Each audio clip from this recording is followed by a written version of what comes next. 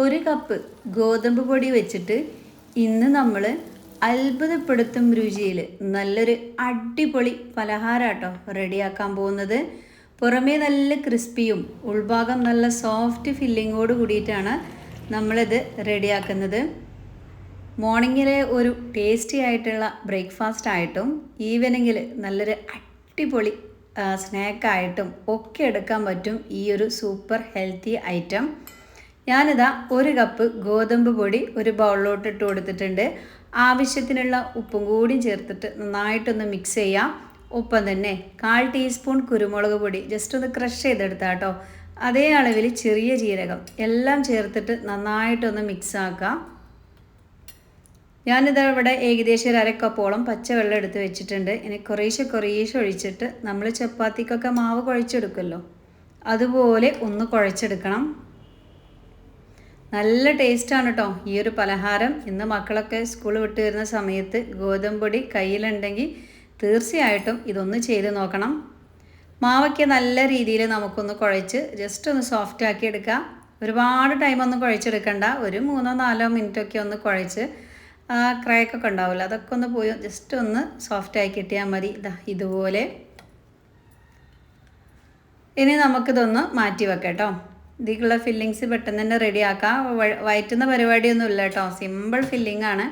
അതിന് വേണ്ടിയിട്ട് ഞാനിതവിടെ ഒരു ബൗളെടുത്ത് അതിലോട്ട് 2 ഉരുളക്കിഴങ്ങ് പുഴുങ്ങിയെടുത്തതാണ്. അത് തൊലിയൊക്കെ ഒന്ന് കളഞ്ഞിട്ട് സ്പൂണൊക്കെ വെച്ചിട്ട് നന്നായിട്ടൊന്ന് ഉടച്ചു കൊടുക്കണം. 2-3 ഒക്കെ എടുക്കാം. ഇത് മീഡിയം സൈസുള്ള 2 കിഴങ്ങാണ് ഇന്ന് നമ്മൾ എടുത്തിട്ടുള്ളത്. ഉപ്പ് ചേർക്കാതെയാണ് കേട്ടോ ഞാൻ പുഴുങ്ങിയെടുത്ത്. ഇനി ഒരു സ്പൂൺ വെച്ചിട്ട് നന്നായിട്ട് ഉടച്ചു കൊടുക്കുക, അല്ലെങ്കിൽ കൈകൊണ്ട് ഇങ്ങനെ ഉടച്ചു കൊടുത്താലും മതിയാകും.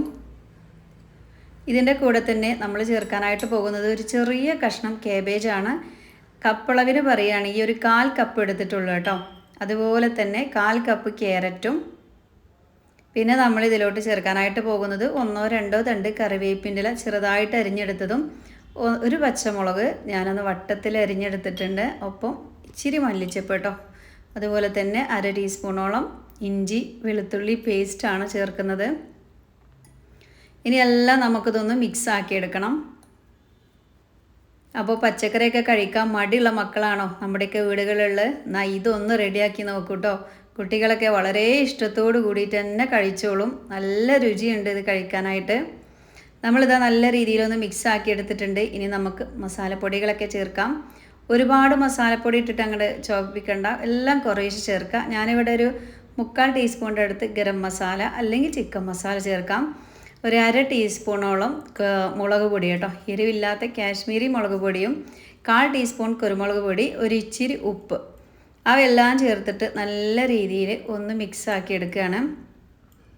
ഒപ്പം തന്നെ നമ്മുടെ ഈ ഒരു മസാലയുടെ കുത്തലൊന്നും ഇല്ലാതിരിക്കാൻ വേണ്ടിയിട്ട് ഒരു 1/2 ടീസ്പൂൺ അല്ലെങ്കിൽ 3/4 ടീസ്പൂണിൻ്റെ അടുത്ത് നല്ല നാടൻ വെളിച്ചെണ്ണ കൂടി ചേർത്തിട്ട് നല്ല രീതിയിൽ ഈ ഒരു മസാലയൊക്കെ ഒന്ന് മിക്സ് ആക്കി എടുക്കാം.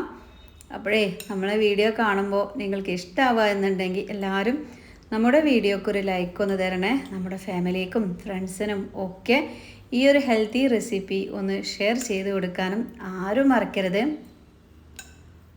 എന്തായാലും ഇത് റെഡിയാക്കി നോക്കിയിട്ട് ഫീഡ്ബാക്ക് അറിയിക്കണം. കുട്ടികളൊക്കെ വളരെ ഇഷ്ടത്തോട് കൂടിയിട്ട് തന്നെ കഴിക്കും.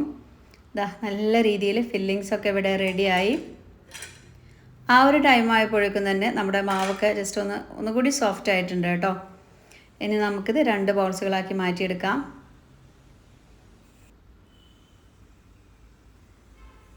ഇനി ഒരു ബൗൾ എടുത്തിട്ട് നമുക്ക് നന്നായിട്ടൊന്ന് പരത്തിയെടുക്കണം. ഒരുപാട് കനം കുറക്കണ്ട, ഒരു ചെറിയ കട്ടിയോട് കൂടിയിട്ടാണ് ഇത് നമ്മൾ പരത്തിയെടുക്കേണ്ടത്. നമ്മളെടുത്തിട്ടുള്ള ബൗൾ അത്യാവശ്യം വലുതാണ്. ഏകദേശം ഒരു 3 ചപ്പാത്തിക്കുള്ള ബൗൾ ഉണ്ടാവും കേട്ടോ. അപ്പോൾ കൗണ്ടർ ടോപ്പിലിട്ടിട്ട് വേണം നമ്മൾ പരത്തിയെടുക്കാനായിട്ട്. വലിയ ചപ്പാത്തി ആക്കിയിട്ടാണ് ഇത് നമ്മൾ പരത്തിയെടുക്കുന്നത്. കുറച്ച് പൊടിയൊക്കെ ഒന്ന് തട്ടിക്കൊടുത്തതിന് ശേഷം റോളർ വെച്ചിട്ട് നന്നായിട്ട് അങ്ങ് പരത്തിയെടുത്തോളൂ.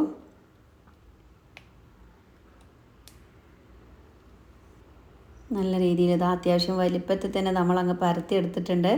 ഇതിൻ്റെ കട്ടി എന്ന് പറയുന്നത് കാണിച്ചു തരാം കേട്ടോ. നമ്മൾ കൈ പിടിച്ചിങ്ങനെ കണ്ടോ, ഈ ഒരു കട്ടിയിൽ വേണം നമ്മളിതൊന്ന് എടുക്കാനായിട്ട്. ആ കുരുമുളകും ചെറിയ ജീരകവും എല്ലാം അങ്ങ് തെളിഞ്ഞ് കാണുന്നുണ്ടല്ലേ. ഒരുപാട് ഇട്ടിട്ട് കൊളാക്കണ്ട കേട്ടോ. എല്ലാം കുറേശ്ശെ ചേർത്താൽ മതി. അതാണ് ഈ ഒരു പലഹാരം ടേസ്റ്റി ആക്കുന്നതും. ഇനി നമ്മൾ നേരത്തെ റെഡിയാക്കി വെച്ചിട്ടുള്ള ഫില്ലിങ്സ് ഇതിലോട്ട് അങ്ങ് ചേർക്കുകയാണ്. പകുതി ഇതിലോട്ടും പകുതി മറ്റേ ഒരു ബോളും കൂടി ഉണ്ടല്ലോ അതിലോട്ട് കൂടി കേട്ടോ. നമ്മളുണ്ടാക്കിയൊരു മസാല കറക്റ്റായിരുന്നു കേട്ടോ. ഫില്ലിങ്സ് ഒന്നും ഒട്ടും ബാക്കി വന്നിട്ടില്ല. ഇനിയിപ്പോൾ നിങ്ങളെ കയ്യിൽ ചിലപ്പോഴും നമ്മൾ വീട്ടിൽ ക്യാരറ്റൊന്നും ഉണ്ടാവില്ല. അപ്പോൾ ഗ്രീൻ പീസ് ഉണ്ടെങ്കിൽ അത് വേവിച്ചിട്ട് ചേർത്ത് കൊടുത്താലും മതിയാകും. ഗ്രീൻ പീസൊക്കെ ചേർക്കുന്നുണ്ടെങ്കിൽ വേവിച്ചിട്ട് ജസ്റ്റ് ഒന്ന് ഉടച്ചെടുക്കണം കേട്ടോ. സ്പൂണൊക്കെ വെച്ചിട്ട് പെട്ടെന്ന് തന്നെ നന്നായിട്ട് ഉടഞ്ഞ് കിട്ടും. അല്ലെങ്കിൽ ഇങ്ങനെ തരി തരി പോലെ നിൽക്കും. അപ്പോൾ നമുക്കിത് റോൾ ചെയ്യാനൊന്നും പറ്റില്ല. അതുപോലെ തന്നെ ഈ ഒരു സൈഡിൽ നമ്മൾ ആ സ്റ്റാർട്ട് ചെയ്യുന്ന പോയിന്റിലും ആ ലാസ്റ്റിലൊന്നും നമ്മൾ ഈ ഒരു മസാലക്കൂട്ട് തേച്ച് കൊടുക്കണ്ട. നമുക്കെങ്കിൽ നല്ല രീതിയിൽ റോൾ ചെയ്തിട്ട് ലോക്ക് ചെയ്യാൻ പറ്റുള്ളൂ. സ്പാച്ചിൽ വെച്ചിട്ട് ജസ്റ്റ് ഇതാ ഇതുപോലെ ഒന്ന് അങ്ങ് അമർത്തി കൊടുക്കാം. ഇനി പതുക്കെ ഒന്ന് ഈ ഒരു സൈഡിൽ നിന്ന് അങ്ങോട്ട് റോൾ ചെയ്ത് തുടങ്ങാം. ഇതുപോലെ കേട്ടോ.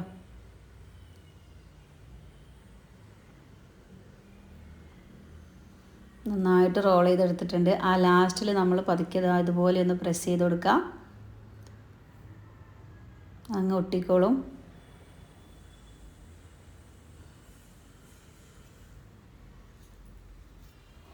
ഇനി നമുക്കിത് കട്ട് ചെയ്തെടുക്കാം. അപ്പോൾ ആദ്യം ഈ ഒരു രണ്ട് സൈഡും ജസ്റ്റ് ഒന്ന് കട്ട് ചെയ്തിട്ട് ഒഴിവാക്കി കൊടുക്കണം കേട്ടോ. ഇവിടെ മസാലയും കാര്യങ്ങളൊന്നും ഇല്ലല്ലോ. എന്നിട്ട് നമുക്ക് ഇങ്ങനെ കട്ട് ചെയ്ത് തുടങ്ങാം. ഇതുപോലെ സിമ്പിളല്ലേ പരിപാടി. നല്ല രുചിയുണ്ട് കേട്ടോ.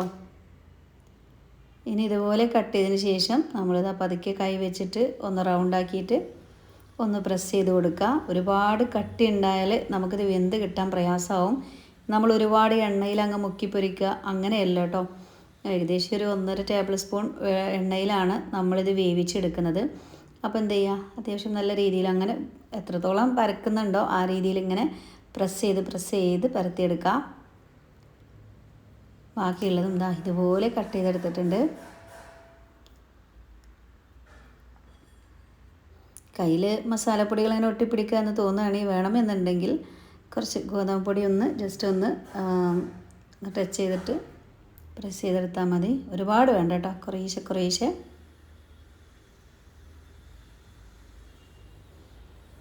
ഇനിയിപ്പോൾ പച്ചക്കറി തിന്നൂല നമ്മൾ കുട്ടികളൊന്നും ആരും പറയണ്ട. ഇതുപോലൊരു ഐറ്റം ഉണ്ടാക്കിയാൽ കുട്ടികളൊക്കെ വളരെ ഇഷ്ടത്തോടു കൂടി കഴിക്കും.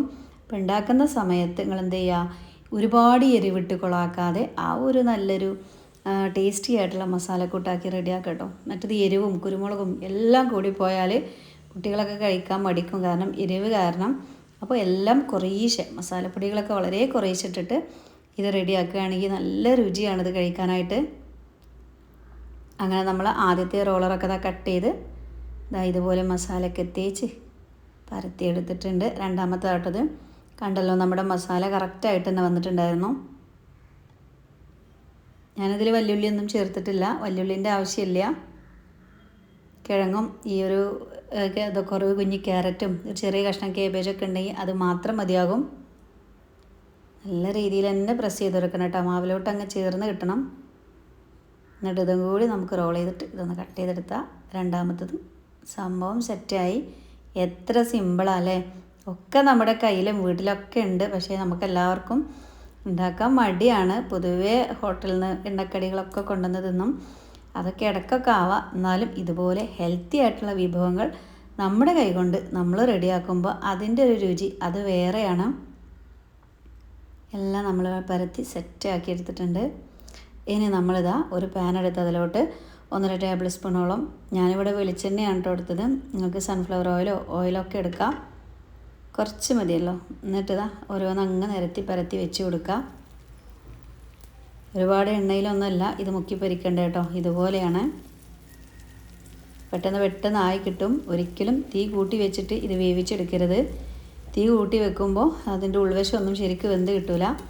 അപ്പോൾ ഒരു കുറഞ്ഞ തീയിൽ വെച്ചിട്ട് ആദ്യം ഇങ്ങനെ വേവിച്ചെടുക്കുക. അതിന് ശേഷം ലാസ്റ്റ് ടൈമിൽ വേണമെന്നുണ്ടെങ്കിൽ തീ കൂട്ടി വെച്ചോളൂ. എന്നാലും പെട്ടെന്ന് ആയി കിട്ടുന്നുണ്ട് കേട്ടോ, ഒരുപാട് ടൈമൊന്നും എടുക്കില്ല. ഒരു സൈഡ് ആകുമ്പോഴേക്കും ഇങ്ങനെ മറു സൈഡ് ഇങ്ങനെ മറിച്ചിട്ടിട്ട് വേവിച്ചെടുക്കാം. നല്ല ഹെൽത്തി റെസിപ്പി തന്നെയാണ്. എണ്ണയിൽ അങ്ങ് മുക്കിപ്പൊരുക്കി അങ്ങനെയുള്ള പരിപാടികളൊന്നുമില്ല. നമ്മുടെ ഈ ഒരു പലഹാരം നല്ല ഡ്രൈ ആയിട്ടാണ് കേട്ടോ ഇരിക്കുക. ഒരുപാട് എണ്ണയോ കാര്യങ്ങളൊന്നുമില്ല. ഈ ഒരു സമയമാകുമ്പോഴേക്കും നമുക്കിതാ കോരി മാറ്റാം. കണ്ടല്ലോ, നല്ല മുരിഞ്ഞ് അടിപൊളി സെറ്റായിട്ടായിരിക്കണത്. ബാക്കിയുള്ളതും നമുക്ക് ഈ ഒരു എണ്ണയിലേക്ക് ഇട്ട് കൊടുത്തിട്ട് തിരിച്ചും മറിച്ചൊക്കെ അങ്ങ് വേവിച്ചെടുത്താൽ മതി. കഴിയുന്നതും കയ്യിലിങ്ങനെ വെച്ചിട്ട് നന്നായിട്ടൊന്ന് പ്രസ് ചെയ്തെടുക്കണം കേട്ടോ. അപ്പോഴാണ് നല്ല രീതിയിൽ മുരിഞ്ഞ് കിട്ടുകയുള്ളൂ. അതുപോലെ ക്യാപ്സിക്കൊക്കെ ചേർക്കാൻ താല്പര്യമുള്ളവർക്ക് അല്ലെങ്കിൽ കയ്യിലുള്ളവർക്ക് ക്യാപ്സിക്കൊക്കെ ചേർത്തിട്ട് ഇത് റെഡിയാക്കാം കേട്ടോ. എല്ലാ പച്ചക്കറികളും ചെറുതായിട്ട് അരിഞ്ഞെടുത്താൽ മാത്രം മതി. അതാ നമ്മളിങ്ങനെ നന്നായിട്ട് ഫ്രൈ ചെയ്തിട്ട് നല്ല മുരിച്ചെടുക്കുന്നുണ്ട്. ഇനിയിപ്പോൾ ഇത് പുറത്ത് പോവുമോ അങ്ങനെയൊക്കെ ടെൻഷൻ ഉണ്ടാവും പലർക്കും അല്ലേ? ഇല്ല കേട്ടോ, ഇത് നമ്മൾ ഇതിലിങ്ങനെ ടച്ച് ചെയ്താൽ ആ പൊടിയോട് അങ്ങ് ചേർന്നിട്ടാണ് ഈ ഒരു മസാല ഇരിക്കുന്നത്. നല്ല രീതിയിൽ തന്നെ ഇത് ക്ലോസ് ആയിട്ട് തന്നെ ഇരിക്കും. അങ്ങനെ നമ്മളെല്ലാം ചുട്ടെടുത്തിട്ടുണ്ട്. അപ്പോൾ ഇതിൻ്റെ കൂടെ ഇച്ചിരി മയോണൈസോ ടൊമാറ്റോ കച്ചപ്പൊക്കെ ഉണ്ടെങ്കിൽ പറയണ്ട, ടേസ്റ്റ് ഒന്നുകൂടി കൂടും. നമ്മളിതാ പച്ചക്കറികളൊക്കെ നല്ല രീതിയിൽ വെന്ത് മുരിഞ്ഞ് ആ ഒരു മാവിനോട് അങ്ങ് ചേർന്ന് സെറ്റായിട്ടുണ്ട് കേട്ടോ. നല്ലൊരു ഗ്ലാസ് ചായയും ഇതുപോലൊരു ചായക്കടയും കിട്ടുകയാണെങ്കിൽ എത്ര എണ്ണം കഴിച്ചു എന്ന് ചോദിച്ചാൽ മതി. ഇഷ്ടത്തോട് കൂടിയിട്ട് തന്നെ എല്ലാവരും കഴിച്ചോളും. പച്ചക്കറിയൊക്കെ നമുക്ക് ഇഷ്ടമുള്ളത് ചെറുതായിട്ട് അരിഞ്ഞ് ചേർത്ത് കൊടുക്കാവുന്നതാണ്. അപ്പോൾ ഞാൻ കുറച്ച് ടൊമാറ്റോ കച്ചപ്പിലൊന്ന് ടിപ്പ് ചെയ്ത് കഴിച്ച് നോക്കി. എൻ്റെ പൊന്നോ, ഒന്നും പറയാനില്ല, അടിപൊളിയാണ് കേട്ടോ. ആ ഒരു ഉള്ളിലൊക്കെ നല്ല സോഫ്റ്റ് ഫില്ലിംഗ് ആണ്. പുറമേ ആണെങ്കിൽ നമ്മൾ ആ ഒരു ഗോതമ്പൊടിയൊക്കെ നല്ല രീതിയിൽ തന്നെ മുരിഞ്ഞ് സെറ്റായിട്ട് കിട്ടിയിട്ടുണ്ട്. അപ്പോൾ ഇന്നത്തെ നമ്മുടെ ഈ ഒരു വീഡിയോ നിങ്ങൾക്ക് ഇഷ്ടപ്പെട്ടിരിക്കണമെങ്കിൽ എല്ലാവർക്കും ഈ ഒരു വീഡിയോ നിങ്ങളൊന്ന് ഷെയർ ചെയ്ത് കൊടുക്കട്ടോ. എല്ലാവരും കാണട്ടെ, അടിപൊളിയായിട്ട് ഇതും റെഡി ആക്കട്ടെ. അതുപോലെ തന്നെ നമ്മളെ ഫ്രണ്ട്സിൻ്റെയും ഫാമിലീസിൻ്റെയും ഒക്കെ ഗ്രൂപ്പുകളുണ്ടാവുമല്ലോ, എല്ലാ ഗ്രൂപ്പുകൾക്കും ഇതൊന്ന് ഷെയർ ചെയ്ത് കൊടുക്കാം. നമ്മുടെ ചാനൽ സബ്സ്ക്രൈബ് ചെയ്യാതെ കാണുന്ന കൂട്ടുകാരാണെങ്കിൽ ചാനലൊക്കെ ഒന്ന് സബ്സ്ക്രൈബ് ചെയ്തിട്ട് ഓൾ എന്നുള്ളൊരു ഓപ്ഷൻ ഒന്ന് നെക്കി കൊടുക്കാനും ആരും മറക്കരുത്. അപ്പോൾ അതാ ഞാൻ ഏകദേശം ഒരു 3-4 അടുത്ത് കഴിച്ചു കേട്ടോ. വീണ്ടും കഴിക്കാൻ കൊതിയാവുകയാണ്, അത്ര രുചിയുണ്ട്. ഇൻഷാ അല്ലാഹ് ഇന്നത്തെ നമ്മുടെ വീഡിയോ ഇത്രയേ ഉള്ളൂ. നാളെ മറ്റൊരു വീഡിയോ ആയിട്ട് വരാം. എല്ലാവരോടും അസ്സലാമു അലൈക്കും.